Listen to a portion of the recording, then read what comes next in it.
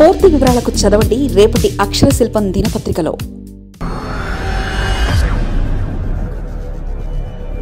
సరిపోయారు అందరూ ఇలాగేనా స్వామి?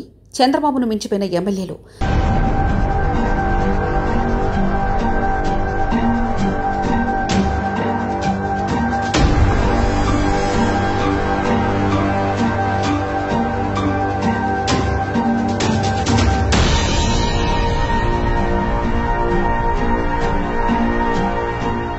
సుపరిపాలన కార్యక్రమంలో కొత్త అడుగులు.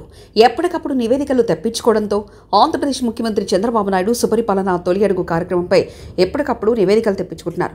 ప్రతి ఇంటికి వెళ్లాల్సిన ఎమ్మెల్యేలు, మంత్రులు ఏం చేస్తున్నారన్న దానిపై ఆయన ఆరా తీస్తున్నారు. కొందరు ఎమ్మెల్యేలు, మంత్రులు ఈ కార్యక్రమానికి దూరంగా ఉంటున్నట్లు గ్రహించారు. ఏదో 2-3 గడపలు తొక్కి నామకే వాస్తేగా పాల్గొని ఫోటోలు, వీడియోలను పోస్ట్ చేసి తిరిగి క్యాంపు కార్యాలయానికి వెళ్తున్నారని గుర్తించారని తెలిసింది.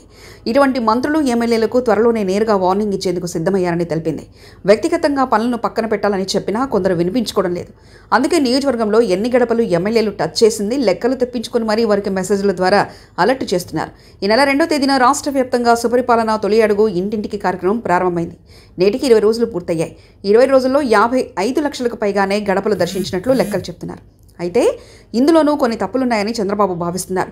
సాంకేతికతో లెక్కలు తీద్దామనుకుంటే దానికి తగ్గట్లుగా ప్రజాప్రతినిధులు కూడా వ్యవహరిస్తూ కార్యక్రమాన్ని సీరియస్గా తీసుకోవడం లేదని తెలిసిందే. దీంతో చంద్రబాబు నాయుడు త్వరలోనే సమావేశం పెట్టి సీరియస్గా వార్నింగ్ ఇచ్చే అవకాశాలున్నాయని తెలిసింది. మరొక వైపు కొందరు ప్రజాప్రతినిధులకు ప్రజల నుంచి ఎక్కువగా ఫిర్యాదులు అందుతున్నాయి. ముఖ్యంగా విద్యుత్ ఛార్జీలపై ఎక్కువ మంది ప్రజాప్రతినిధుల ఎదుటే ఈ కార్యక్రమంలో ఫిర్యాదులు చేస్తున్నట్లు ఫీడ్బ్యాక్ వచ్చింది. విద్యుత్ బిల్లులు భారంగా మారడంతో పాటు స్మార్ట్ మీటర్లను పెడితే తాము అంగీకరించబోమని కూడా కొందరు ఎమ్మెల్యేల ముందే తెగేసి చెప్పుకోవడం కూడా పార్టీ నాయకత్వం దృష్టికి వచ్చింది. దీంతో పాటు సంక్షేమ పథకాలు కూడా అర్హులైన కొందరికి అందడం లేదన్న ఫిర్యాదులు కూడా వస్తున్నాయి. ఆ ఫిర్యాదులను సేకరించి నిజంగా అర్హత కలిగి ఉంటే వారికి వెల్ఫేర్ స్కీమ్లు అందించాలని అధికారులను ఆదేశించనున్నారు.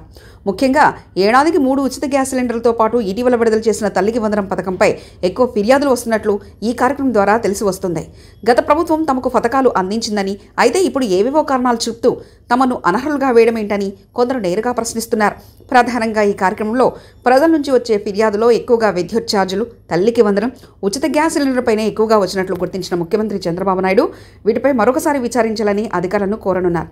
అలాగే రైతులు కూడా అన్నదాత సుఖీభవ పథకం అమలు చేయకపోవడంపై కూడా అసంతృప్తిని కూడా వెలగక్తుండడంతో కేంద్రంతో పాటు తాము కూడా ఈ పథకాన్ని అమలు చేస్తామని చెప్పాలని ప్రజాప్రతినిధులకు చెప్పినా వారు సరిగ్గా ప్రజలకు చేరవేయడం లేదని భావించిన చంద్రబాబు తానే ప్రతి సమావేశంలో ఈ అంశాన్ని చెప్తున్నారట. మరిన్ని కథనాల కోసం సబ్స్క్రైబ్ చేసుకోండి మీ అక్షర శిల్పం. పూర్తి వివరాలకు చదవండి రేపటి అక్షర శిల్పం దినపత్రికలో.